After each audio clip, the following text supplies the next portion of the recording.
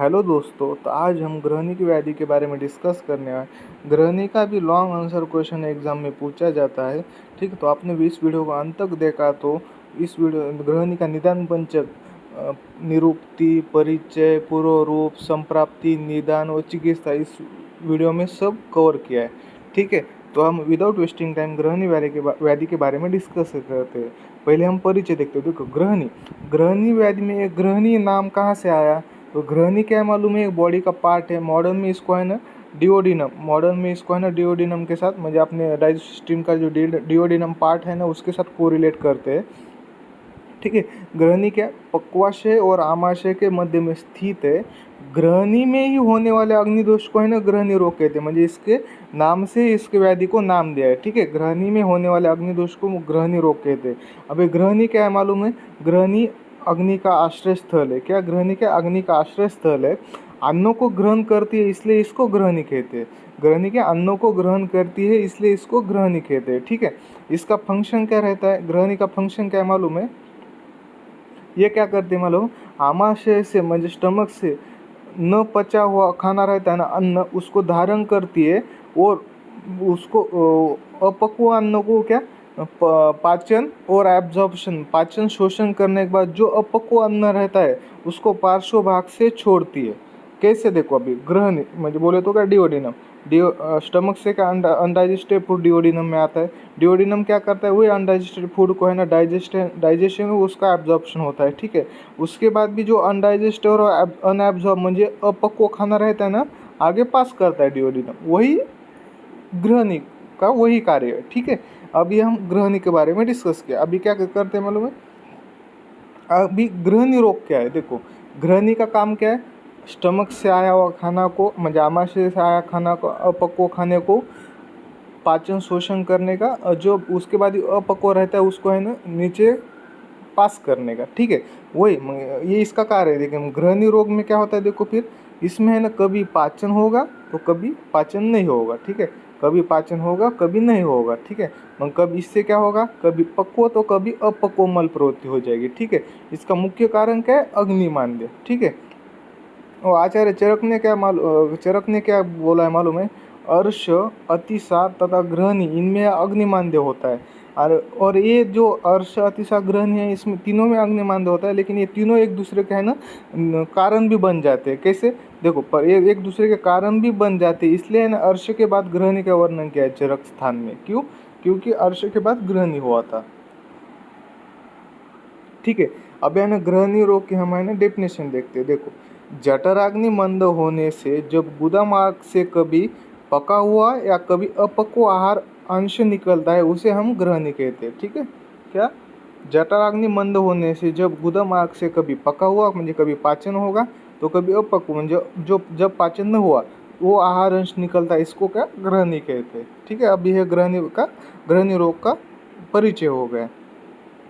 अभी ग्रहणी के हमारे ना ग्रहणी रोग के निदान देखते हैं। देखो, ये ग्रहणी रोग का मुख्य निदान क्या है? वो अग्निमांद्य। तो इसके निदान में क्या आ जाएगा? अग्निमांद्य जिस वजह से होता है, जो आहार विहार करने से जो अग्निमांद्य होता है वो निदान सब ग्रहणी का आ जाएगा। जैसे कि अजीर्ण, गुरु, शीत, स्निग्ध भोजन अति मात्रा में करने का, अति मात्रा भोजन, बार बार भोजन करने का, ठीक है, विरुद्ध आहार आदि कारण, ये है ना इसके कॉमन निदान हो गए। ठीक है, अब इसकी हम संप्राप्ति देखते हैं। संप्राप्ति में देखो, निदान सेवन म्हणजे अग्निमांद्य जन्य निदान सेवन किया, उससे क्या अग्निमांद्य होगा, उससे क्या आमदोष उत्पत्ति होगी, आमदोष से क्या कहेगा? ग्रहणी में दुष्टि हो जाएगी, और ग्रहणी में दुष्टि हो गई तो उसको हम क्या कहते हैं? ग्रहणी रोग कहते हैं। ठीक है,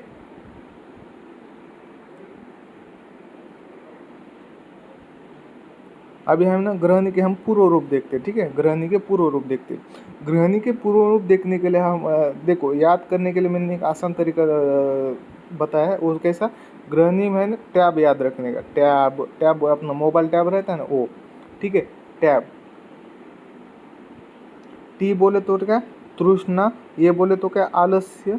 बी बोले तो क्या? बलश। ठीक है, टी बोले तो तृष्णा, ये बोले तो आलस्य, बी बोले तो बलश। एंड देखो, ये हो गए तीन इसके पूर्व रूप। इसके साथ ये भी बाकी के पूर्व रूप है। ये कैसे याद रखने का? टैब देखते हुए खाना खाएंगे तो क्या हो जाएगा? आहार का पाक म्हणजे पाचन नहीं होगा, वो क्या उसका विदा होगा। ठीक है, आहार का पाक नहीं होगा, उसका विदा होगा, और आहार विलंब से पचेगा। ठीक है, ध्यान टैब में देखते हुए खाना खाएंगे तो क्या आहार विलंब से पचेगा और उसकी वजह से क्या शरीर में गौरव होता मुझे भारीपन लगेगा। ठीक है, अभी इसका है ना हम श्लोक याद रखते हैं।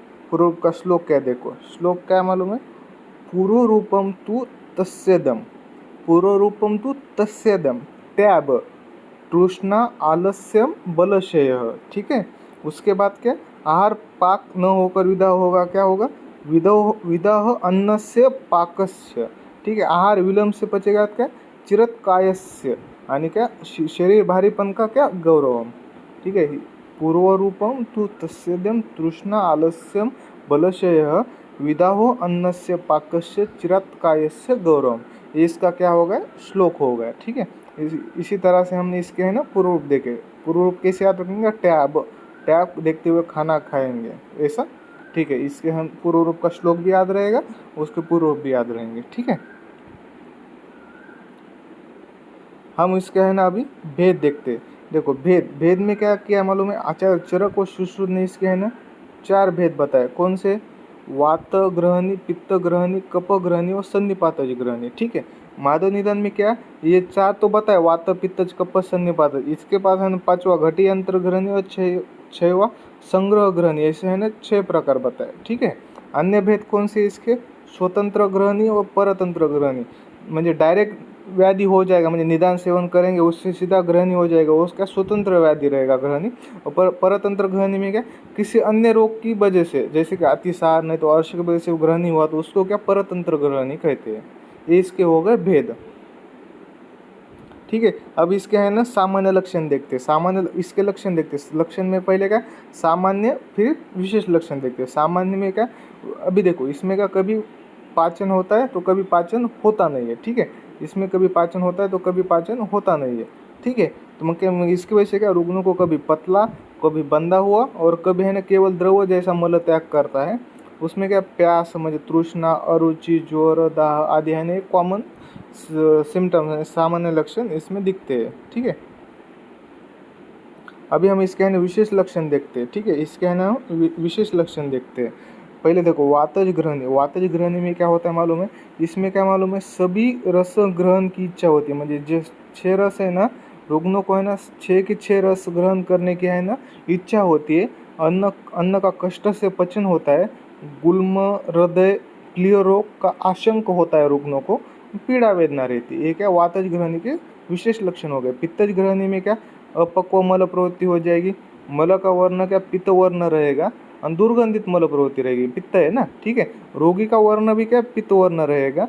इसमें क्या पित्त के अदर कॉमन सिम्टम जैसे कि ज्वर, दाह, भ्रम, मूर्छा, अम्लोद्गार ये है ना बाकी के लक्षण दिखेंगे। ठीक है, अभी कपज ग्रहणी, कपज ग्रहणी में क्या आहार का सशूल विलंब पाचन होता है। ठीक है, कपज में क्या वमन भी हो जाएगा। इसमें क्या मुख मधुरता, दुर्बलता, आलस्य आदि लक्षण दिखते हैं। सन्निपातज में क्या तीनों तीनों दोषों के लक्षण दिखेंगे इसमें। ठीक है, अभी है ना संग्रहण ग्रहणी और घटी अंतर ग्रहणी। देखो संग्रहण में क्या हो जाएगा, मल प्रथम संग्रहण होता है, बाद में मल प्रवृत्ति होती है।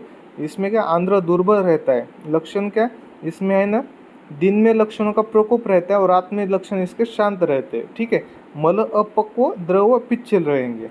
ठीक है, घटी यंत्र में क्या अंतरशय रहेगा, रोगी दुर्बल रहेगा और मल प्रवृत्ति सशब्द रहती है, इसलिए इसको है ना घटी यंत्र बोलते हैं, घटी यंत्र ग्रहणी। ठीक है, ये इसके हो गए विशेष लक्षण।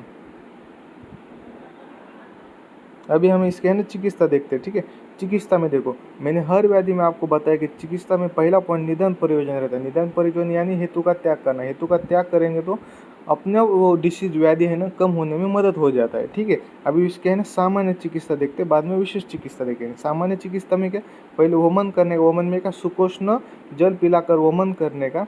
ठीक है, वही जो आम रहता है ना वो पक्वाशय में लीन हो, पक्वाशय में आम लीन होगा तो क्या करेंगे दीपन द्रव्य से है ना उसको विरेचन देना है। दीपन द्रव्य से क्या उसको विरेचन देना है। ठीक है, जो इसमें अपक्व आहार ऐसा है ना वो संपूर्ण शरीर में व्याप्त रहेगा। देखो संपूर्ण शरीर में अपक्व आहार व्याप्त रहेगा तो क्या इसमें क्या लंघन देना पड़ेगा।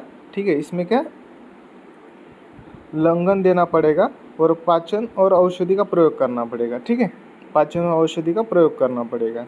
ये इसकी हो गई सामान्य चिकित्सा। अभी हम इसके है ना विशेष चिकित्सा देखते हैं। विशेष चिकित्सा में क्या देखो, वातज ग्रहणी चिकित्सा। वातज ग्रहणी में क्या, याद रखो, यह है ना टेबल याद रखो। इसमें क्या, घृत, निरोबस्ती, विरेचन और अनुवासम बस्ती रहता है। वातज ग्रहणी में क्या देना पड़ता है, घृत, निरोबस्ती, विरेचन और अनुवासम बस्ती देना पड़ता है। ठीक है, पहले घृतपान। घृतपान में क्या, दीपनीय औषधि सिद्ध घृत देने का।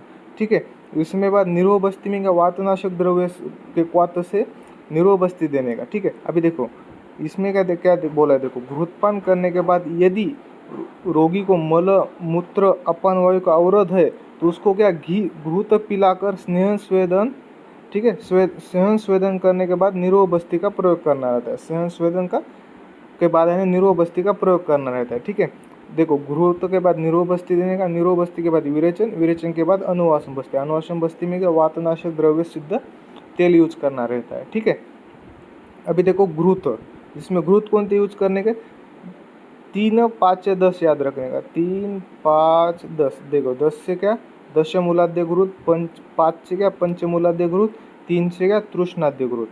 ठीक है, तृष्णाद्य घृत, ये हो गई वातज ग्रहणी की विशेष चिकित्सा। अब है ना पित्तज ग्रहणी। पित्तज ग्रहणी में देखा विरेचन, फिर क्या, तिक्त रस, दीपन ग्राही औषधि का प्रयोग करने का। इसमें औषधि क्या यूज करने का, बूंद निम्बादि चूर्ण, वसादि चूर्ण, नागराद्य चूर्ण, चंदनाद्य घृत। ठीक है, ये है ना पित्तज ग्रहणी के चिकित्सा और इसके औषधि योग हो गए।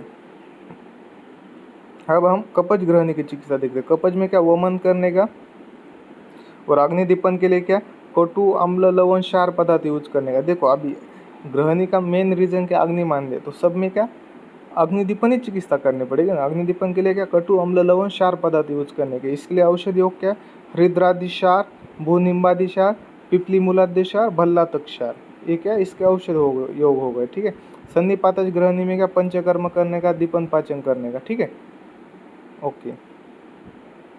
और इसका संशमन योग, संशमन योग में देखो क्या करने का, संशमन म्हणजे औषध योग नॉर्मल देते हो। आसो अरिष्ट में क्या, कुमारी आसो, तकरा अरिष्ट, द्राक्ष अरिष्ट का यूज करने का। इसमें क्या, परपटी में क्या, पंचामृत परपति, रस परपटी यूज करने का। वटी में क्या, जाति फलादि वटी, अग्नितुंडी वटी और चित्रकादि वटी, ये है ना इन 3 वटियों का यूज करने का। ठीक है, वीडियो पसंद आए तो प्लीज़ लाइक शेयर सब्सक्राइब करें। Thank you.